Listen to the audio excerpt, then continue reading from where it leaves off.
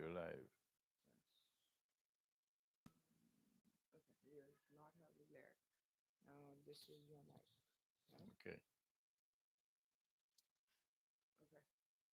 So start talking. I'm going to go on there to check the sound. Tell me when to start. You can start now. Okay. Bismillahir Rahmanir Rahim. Assalamu alaikum wa rahmatullahi wa barakatuh.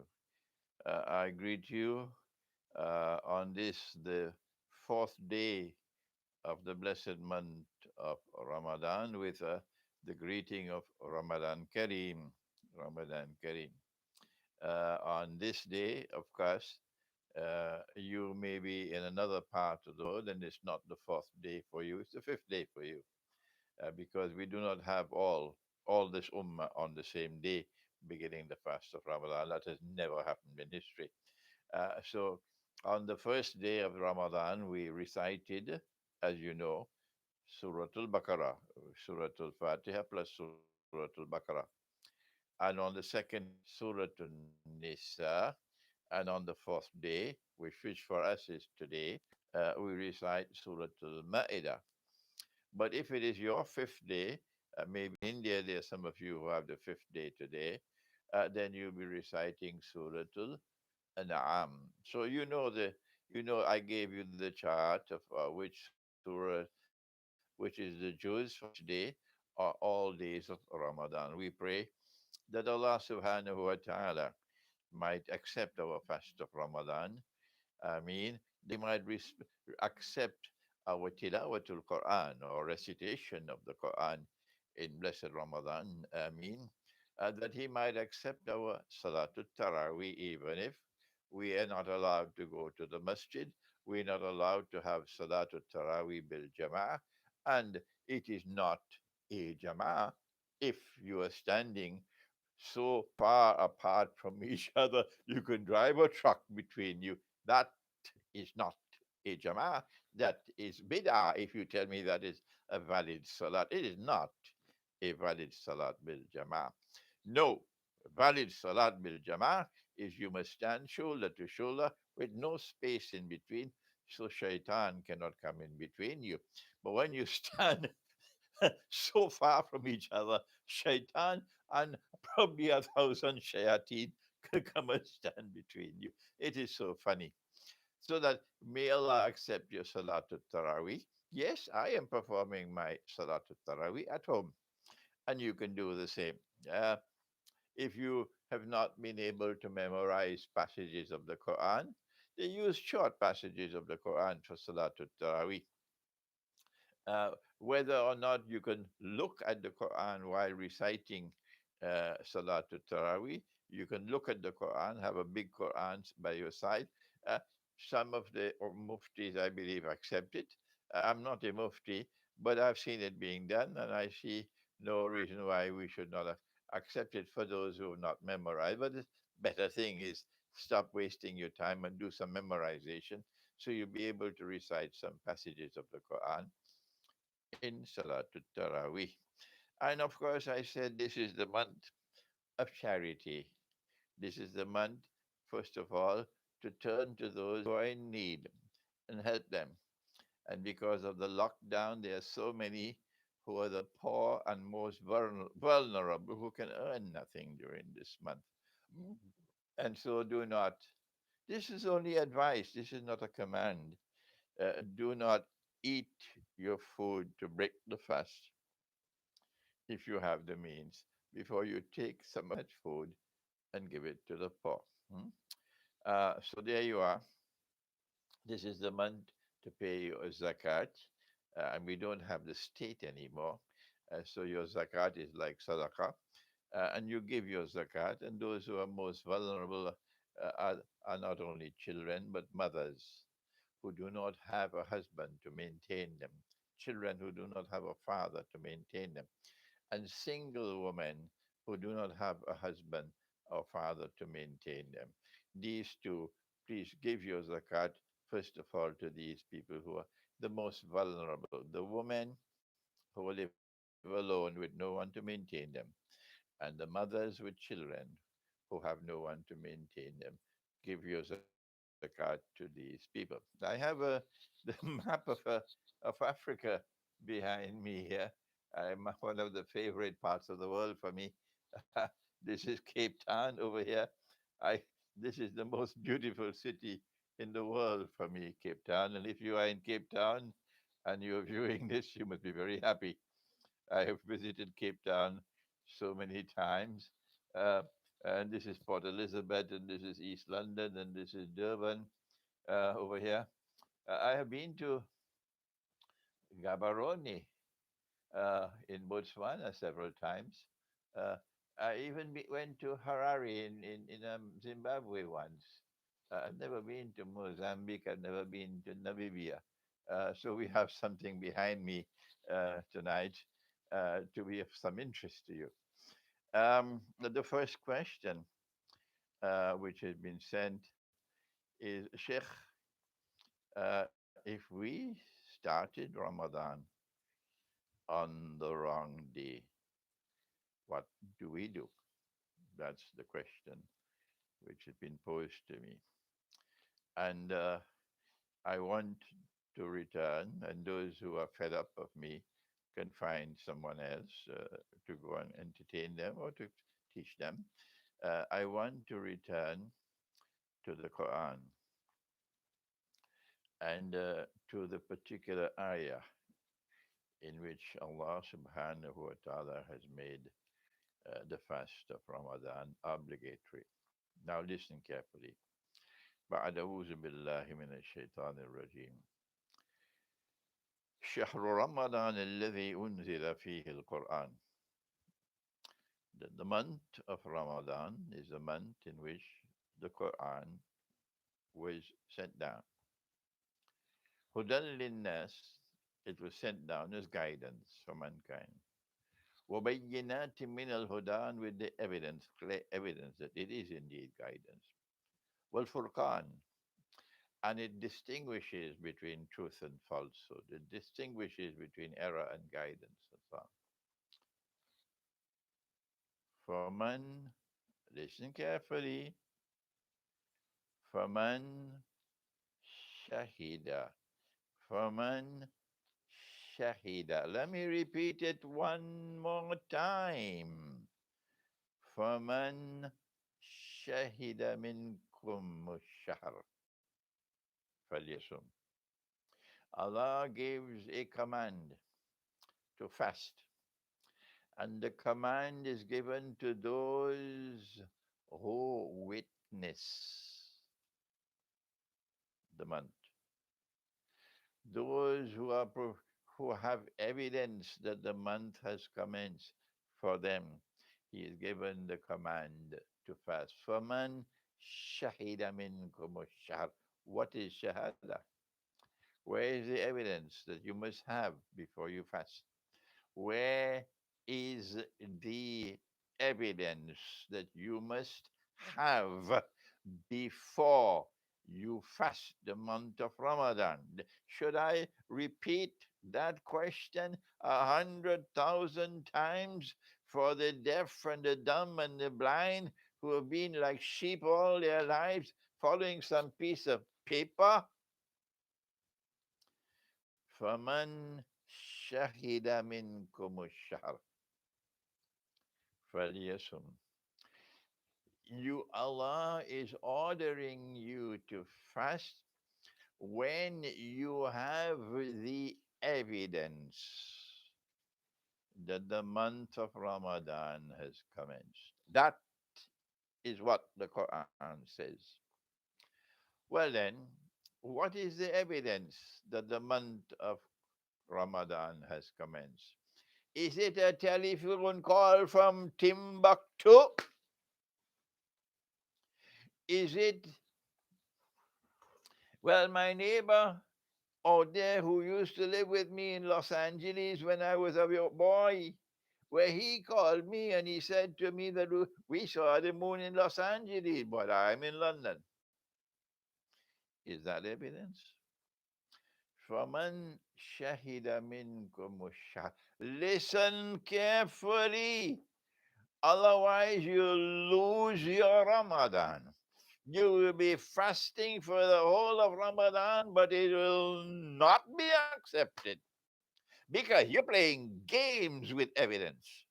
You're asking others to do the work of providing evidence when you're not using even elementary common sense to seek evidence. Allah wants you to look for evidence in the comments. Don't send that work of seeking evidence by Federal Express years to do. The evidence that the month of Ramadan has commenced will not come from any government today. They don't have the authority. They do not have the authority to declare anything because they're not ruling by Allah's law. The Quran asks that you must rule by Allah's law. It does so when Allah speaks to Nabi Dawood alayhi salam. بعد أعوذ بالله من الشيطان الرجيم يا داود إنا جعلناك خليفة في الأرض فاحكم بين الناس بالحق. O David عليه السلام, we are hereby appointing you as Khalifa to rule on earth.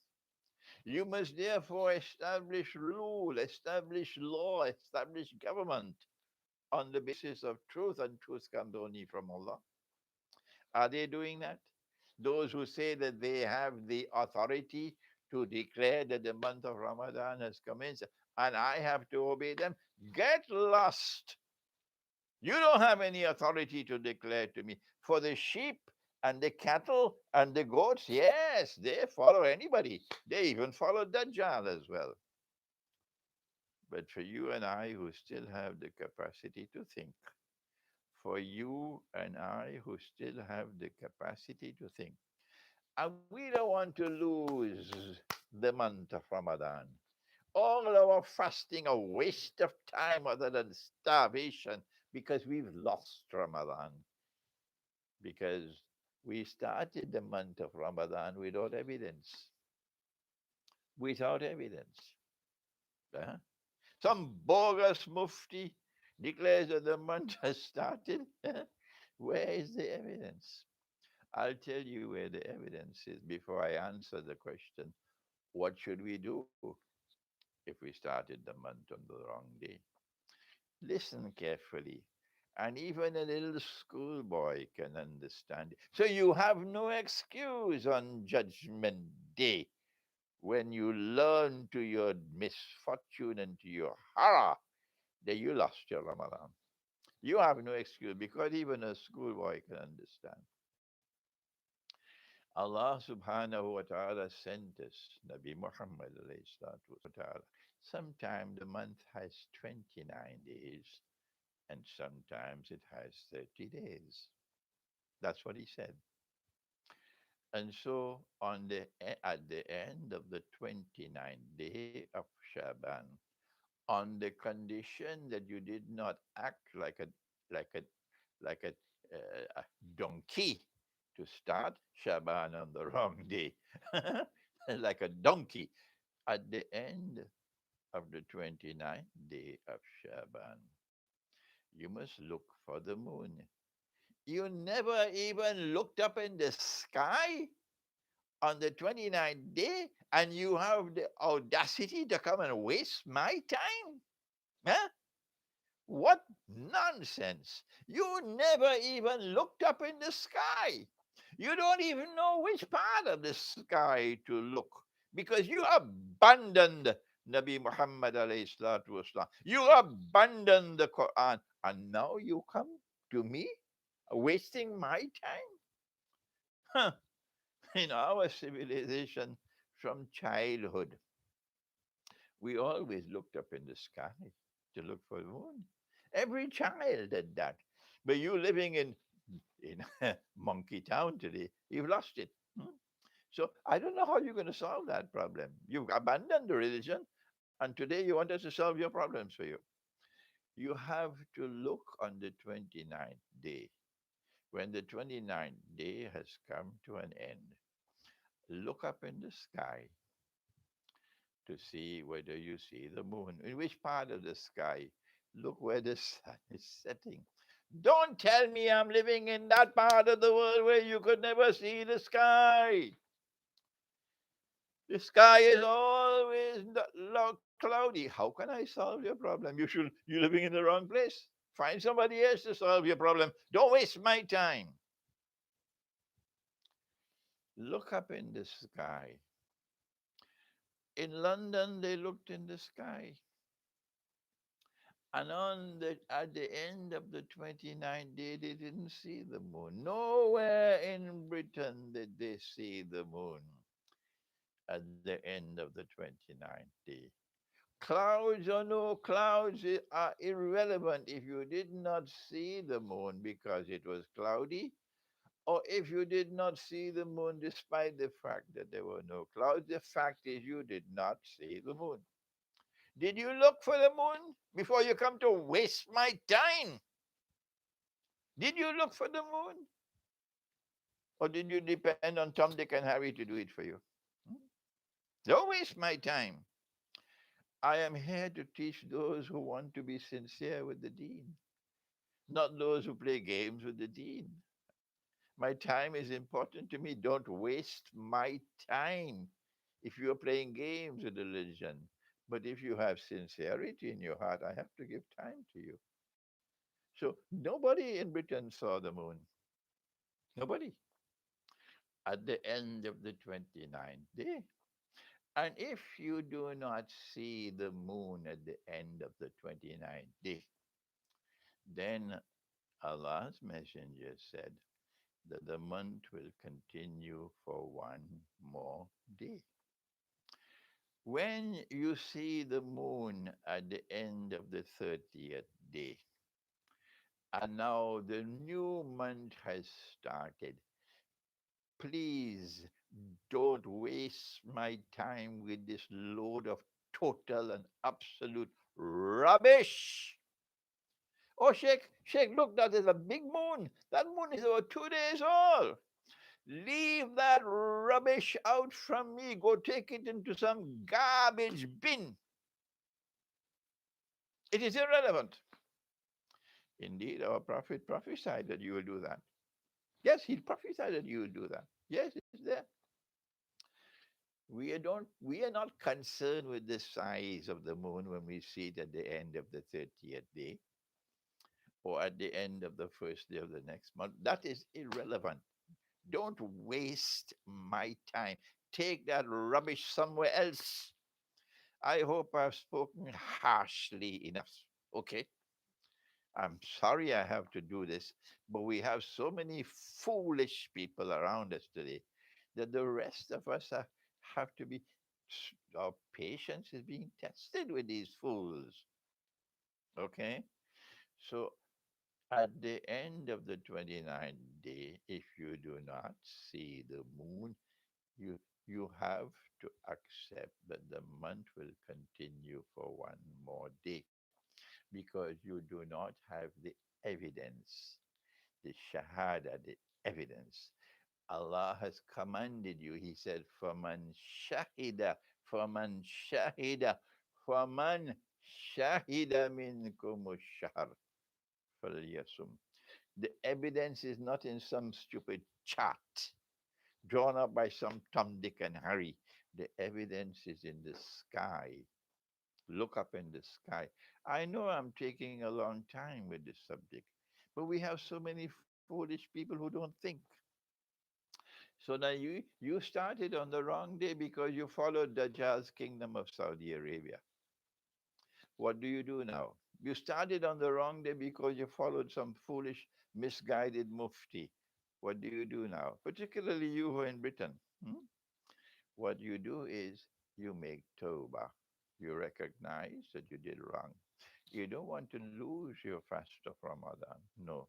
You don't want to lose your Laylatul Qadr because when the angels and the Ruh Jibreel alayhi salam. When they come down on Laylatul Qadr, they will check to see which day did he start. Did he follow the order? فَمَنْ شَهِدَ مِنْكُمُ الشَّهْرَ فَلْيَصُمْ, or did he start on the wrong day? When the angels and the ruh, when they learn that you started Ramadan on the wrong day, nothing for you. Nothing for you. You lost your Laylatul Qadr. And this is the most important night of the whole year. Laylatul Qadri khayrun min alf shahr. And so you make tawbah. You seek forgiveness from Allah. You commit yourself to be more careful the next time and not be so careless, and pray that Allah might accept your tawbah and forgive you, and that this may never happen again. And now you count the days of Ramadan the correct way, because we did not start fasting on Yawmul Jum'ah because we did not see the moon. But those who did see the moon, yes, their first day of Ramadan was Yawmul Jum'ah. We pray that we will not have this confusion for Yawmul Eid. Next question, please. We have IG and yes, this is a very big problem, a very big subject. And from Sri Lanka, yes, I got the question. From India, I got the question. I'm getting a lot of questions from India. Yes, more questions from India than I'm getting from Algeria, one of my favorite countries, although I have not visited it yet, is Algeria.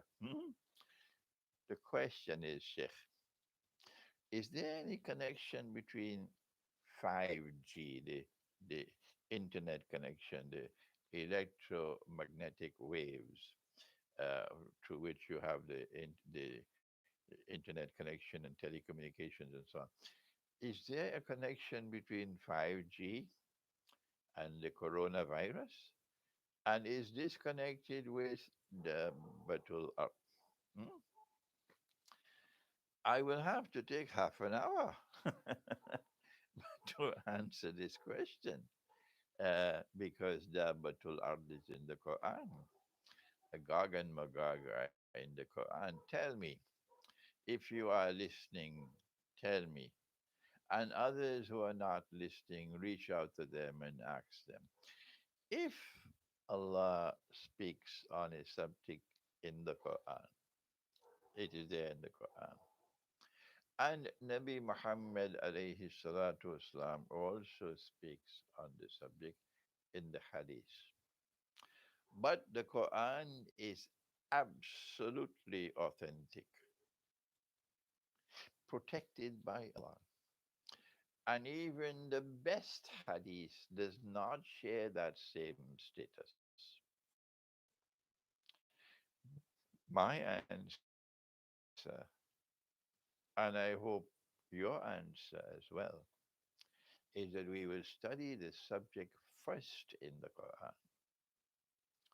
And having studied the subject in the Quran, we will then use the hadiths which are in harmony with the Quran to enhance or to augment our study of the subject.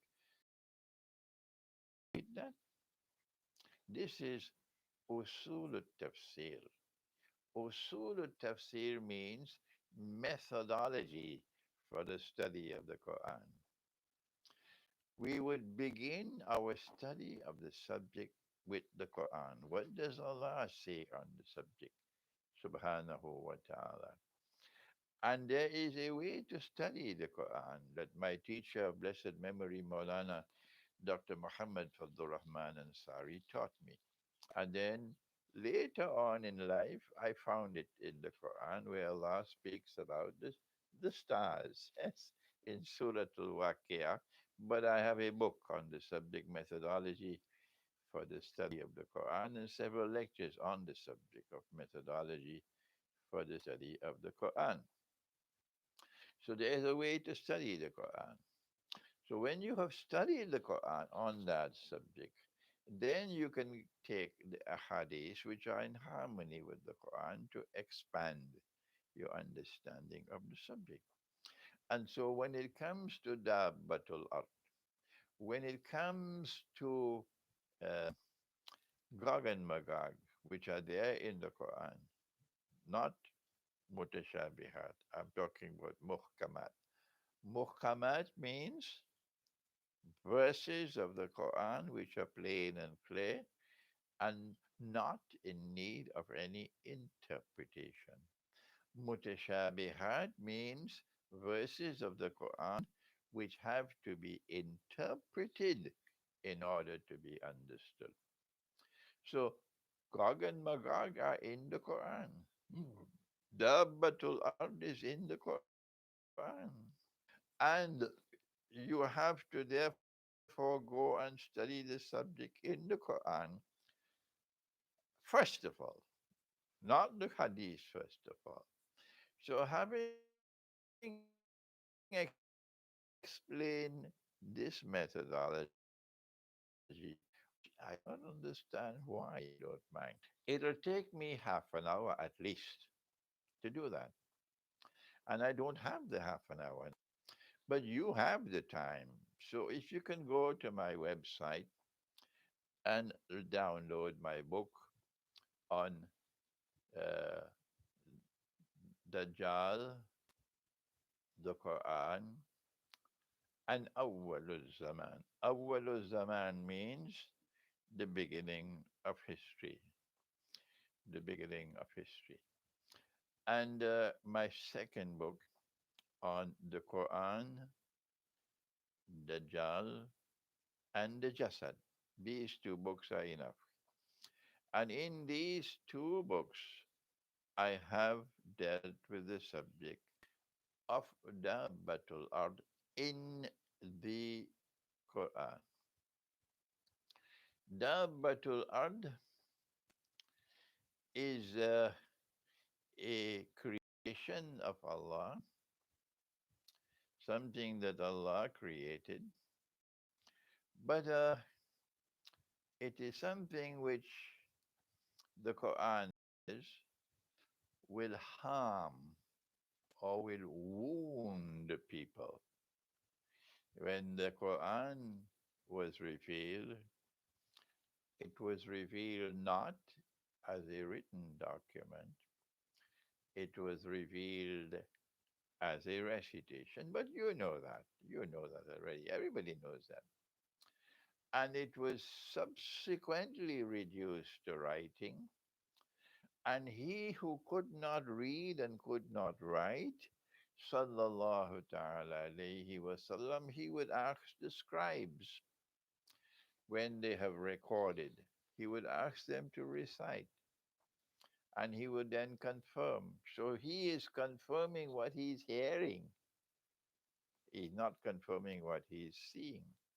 He's confirming what he's hearing. So when they wrote the Quran, they did not have the diacritical marks, the fatha, kesra, and dhamma. And so one word in Arabic could be read different ways. And only if you heard what he said, you would know which possible different ways of reciting a certain word. Here is a stunning example. The Dabatul Ard would taklimuhum or tukallimuhum because mankind was negligent of the signs of Allah. Which one is it? Taklimuhum or tukallimuhum? Both are there possible. If you take off the Arab, then you can have either this or that. Nearly every single copy of the Quran today that is recorded in writing has given us to kallimuhum. The Dabbatul Ard will speak. Dabbatul Ard will speak. And when you speak, others will be able to hear. If you speak, you will have to speak in a language because language is used to communicate. Hmm? And Dalbatul Ard is going to speak to human beings, not to the trees. So that Dabbatul Ard will have to speak in a human language. Do you differ with me? Really? Which language is Dabbatul Ard going to speak in? And unless and until you are confronted with a Dabbatul Ard who is speaking in a human language, how can you recognize him to be Dabbatul Ard? So those of you who are convinced that this is the correct rendition of the verse, that Dabbatul Ard is going to speak, you will have to locate which language, and you're going to have to wait for that day. You better find a comfortable sofa on which to sit down because you got a long, long, long, long wait ahead of you. It's like those who are waiting. Excuse me for laughing. It's so funny. Those who are waiting for the mountain of gold to come out from underneath the river Euphrates. But there are others of us who say, no, that is the wrong rendition of the word. The word, when it was spoken, was taklimuhum. But because there was no Arab, looking for dabbatul ad, look for something which will be damaging to human health, which would wound people. Okay? Secondly, the crucially important verse of the Quran for identifying the Batul Ad is the verse pertaining to Sulaiman alayhi salam, to the death of Sulaiman alayhi salam. And when he died, remember that the shayateen were ordered. The shayateen, what is shayateen? Shayateen are the jinn who are disbelievers. There are jinn who are believers and there are jinn who are disbelievers. Someone wrote to me and said, Sheikh, whenever you use an Arabic word, could you kindly? We are not Muslims. We want to know what you're talking about. We're listening to you. So whenever you use an Arabic word, could you kindly translate it for us? Okay.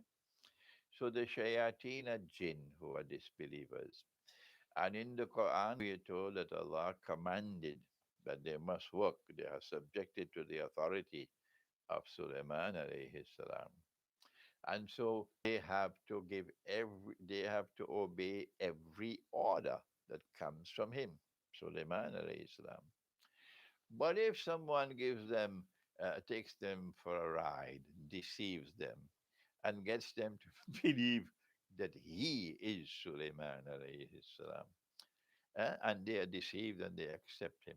And suppose that fellow is Dajjal, mhm, and Sulaiman alayhi salam is dead. Yes, but they don't know he is dead because they're in another world of time and they're in chains. They don't know he died. And this fellow is holding on to the staff of Sulaiman alayhi salam and sitting on his throne and giving orders. And they believe he's Sulaiman. Up to this day, they believe he's Sulaiman alayhi salam. And they're obeying all his orders and he's giving very evil orders, eh? Very evil orders. So long as he's holding on to this stuff, the stuff has miraculous qualities in it. And because of this stuff, they can see images of Sulaiman alayhi salam walking and talking, even though he's dead. So the Quran says, when Sulaiman alayhi salam died, the jinn never knew that he was dead. And they continued to obey, therefore, continued to obey whoever the Jasad who was sitting on the throne.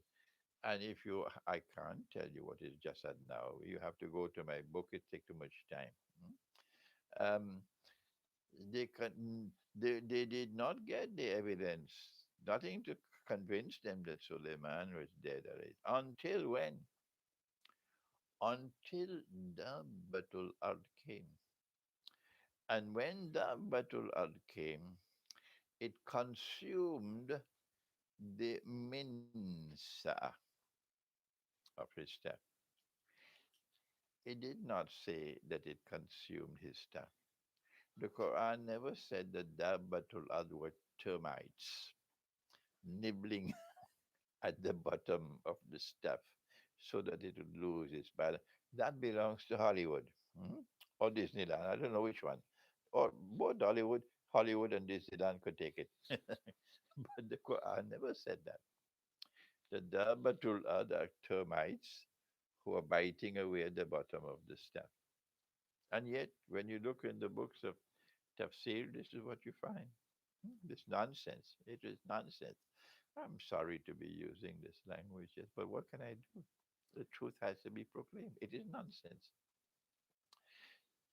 The Quran never said that Dabbatul Ard consumed the staff. The, the Quran said the Dabbatul Ard consumed the minsa'a.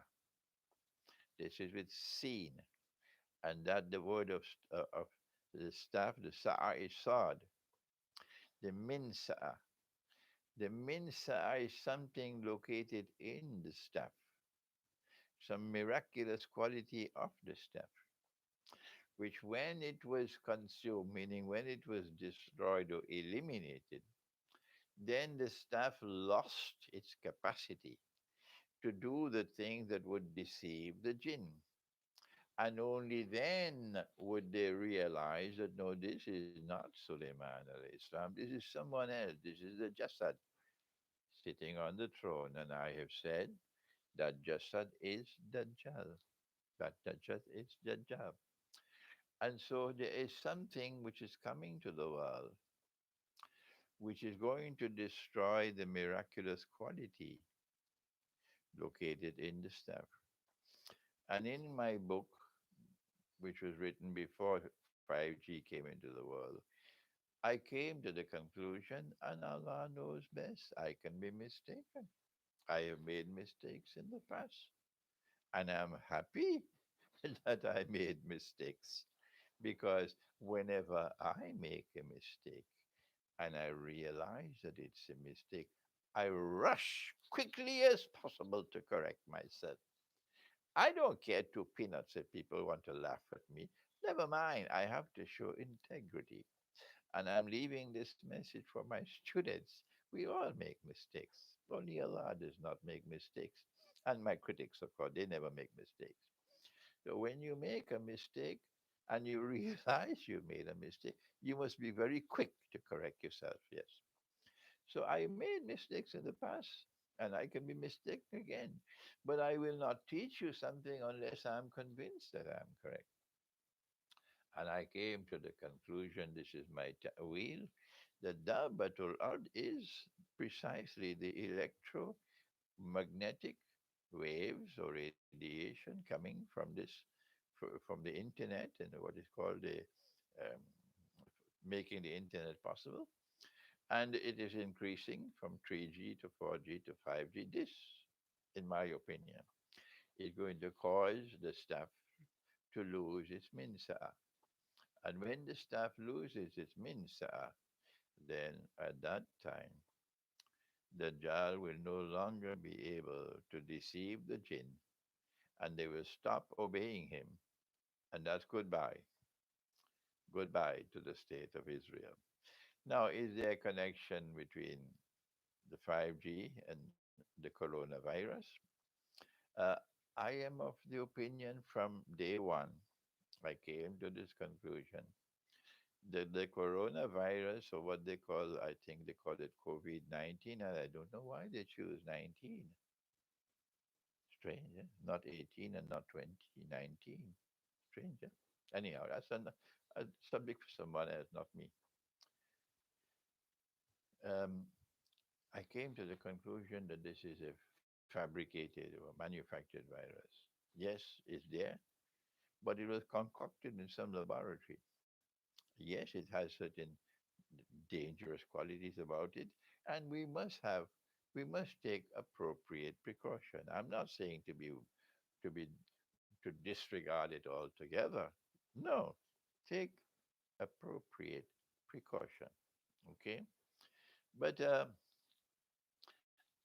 I one of the first comments that I made is that this is not the thing. This is in preparation for the real thing, which is still to come, and they are using this virus to demonstrate their capacity to lock down the whole world. And every government has complied. Every government. Who is ruling us today? Not our governments. No. It is the mastermind who orders the governments, and they must all obey. All obey. A girl cannot be married until she's 18, and every single one of them must obey. Illa masha Allah. Illa masha Allah means that there are some exceptions. Okay? There are some exceptions who did not obey. Illa masha Allah. And so I expect that there is a worse virus which is going to come. This one has not killed the millions and millions and hundreds of millions. This one has not done that. They plan their plans and Allah plans his plans. But the next one which is coming could do it, could wipe out the Arabs. We know that's the master plan, to wipe out the Arabs. Our Prophet has warned coronavirus, but it is not a direct relationship, not a strategic relationship. It is a peripheral relationship, but Allah knows best. Next question. Okay. How? Okay. Post-virus era, and what should we do? Post virus Iran, Era. or Post-virus the time. first virus era. The post virus era is one in which you should now be thinking, where are those parts of the earth where people who worship the one God were successful in preventing the lockdown, and therefore they were able to perform their Salatul Jummah. Hmm? If they could do it this time, and we have already lost Salatul Jummah for so many weeks, we've already lost it, and we cannot defy them. We don't have the military power to defy them. Hmm? And this is of course, a bogus Salatul Jummah. Bogus Salatul Jummah. It is a joke that when you are limited to only 5 or 10 people, that's all. That's a bogus. That is not a valid Salatul Jummah. That is a bogus Salatul Jummah. And shame on you. Shame on you. Shame on you for not being able to recognize. You cannot have a valid Salatul Jummah if you are restricting the number of people who can participate. It's better not to have the Salatul Jummah rather than to have a bogus Salatul Jummah. Secondly, you cannot have a Salat bil Jama'ah with people standing away from each other, 3, 4, 5 feet away from each other. It is better not to have a Salat bil Jama'ah than to have a bogus Salat bil Jama'ah. It is a shame. It is a disgrace. You should be ashamed of yourself for what you have done. Hmm? I don't know where you got your brains. Is this Salat bil Jama'ah? Huh? Better not to have it than to have a bogus Salatul Jummah if you have the sense in your head. So then look to see which parts of the world people were able to perform the Salatul Jummah, like Yemen, for example.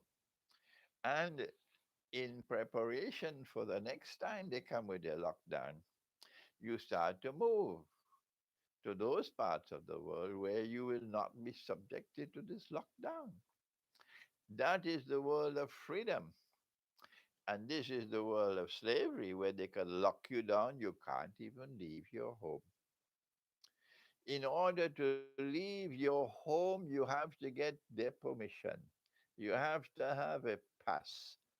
That is slavery. That is this time they use the excuse of a virus.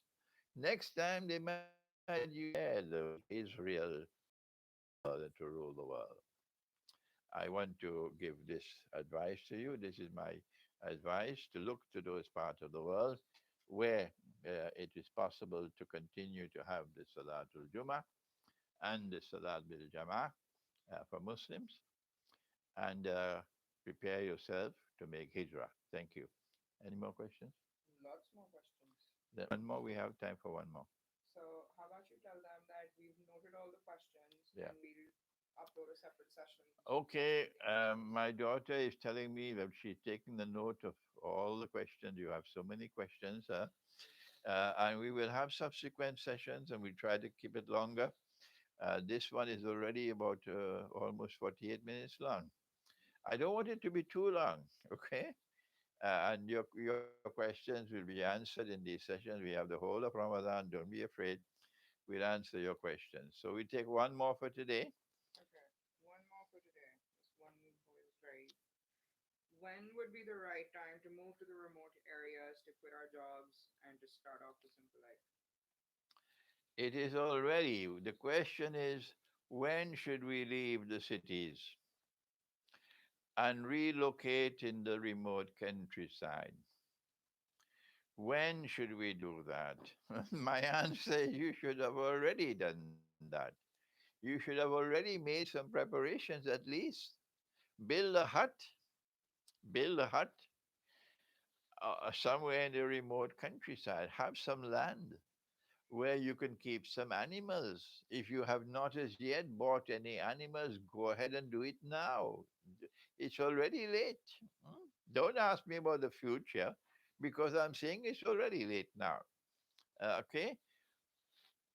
Take your paper money, take your electronic money out of the bank. Don't keep it in paper and electronic money. Transfer it from paper and electronic, transfer it to land, transfer it to animals, mm, to gold and to silver. And if you have no money, then you have to form a team and go to seek help from those who have some money. Okay? And if you do not know how to take care of animals, then you will have to go and look for someone who has that knowledge. And you buy your animals and let him take care of the animals. And when he takes care of the animals, then you pay him a small amount to cover his work. Uh, I'm going to make an announcement, inshallah, that I would like to establish. There's an important matter. I want to establish an institute of Islamic eschatology in Pakistan. This is where I got my knowledge of Islam in Pakistan. So I have to return something to Pakistan. I've tried to make the effort in Malaysia, but it has not succeeded. Okay, so the project on Malaysia is going to be now transformed into a resort, and will seek to establish the Institute of Islamic Eschatology in Pakistan, maybe in the north of Pakistan, beautiful part of Pakistan. But when we establish that Institute of Islamic Eschatology, and students can now come from any part of the world you want to come, and there'll be no limit to the number who can come. We simply say, okay, we give you a tent or we give you a hut. You will have to build it yourself, and you do your own cooking of your own food. So tell your mother to teach you how to cook. But all those who are there studying Islamic eschatology, in addition to any other subjects, will also have to learn how to plant food. You will have to learn how to take care of animals because this is essential knowledge for Akhirul Zaman. So prepare yourself if you want to come to study with me. You're going to have to spend some time every morning out there in the fields to learn agriculture and learn dairy farming. So, yes, I already said to you, it's already time, it's already late. Go ahead now and look for the remote countryside. Establish small communities. Small communities. If you cannot establish a community of your own, well, then go to an existing village. Okay? There are millions of existing villages. There must be beautiful villages in Morocco, beautiful villages in Algeria, in the remote countryside, beautiful villages in Tunisia and Libya and Egypt in the remote countryside. Huh? Beautiful, small communities. But when you go to a village to seek to live in the village with them, learn to live the way the villagers live, eat the food that they eat, live in houses like their houses, and don't go with an extravagant lifestyle in the village. They won't accept you. Okay? And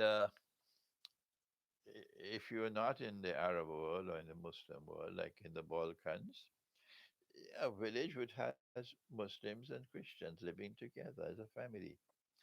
In India, a village which has Muslims and Hindus living together as a family. If Hindus and Muslims can live together as a family, then it will demonstrate that it was not true that Muslims and Hindus are two separate nations and they cannot live together. So they must part. If you are able to do it, you'll disprove that thesis, okay? So all over India, you can defy Modi and his gang of thugs. That is the government of India today. Defy them because there are Hindus who are good people. There are Hindus who are intelligent people who are not going to be taken for a ride by this bloodthirsty government. And so Hindus and Muslims can live together in small communities in India, in the remote countryside, and live together as a family. The small communities are strategically better than the big ones. The small ones are more difficult for them, for the enemy. They prefer to have everybody in one big conglomeration because that's easier for them to control. This is enough for today. And inshallah, may Allah bless you in this Ramadan and accept your fasting and accept your Salatul Taraweeh and accept your sadaqat. Give some food every day. Give some food from the food that you're eating. Give it to the poor and accept your tilawatul Quran. Thank you. Wassalamu alaikum wa rahmatullahi wa barakatuh.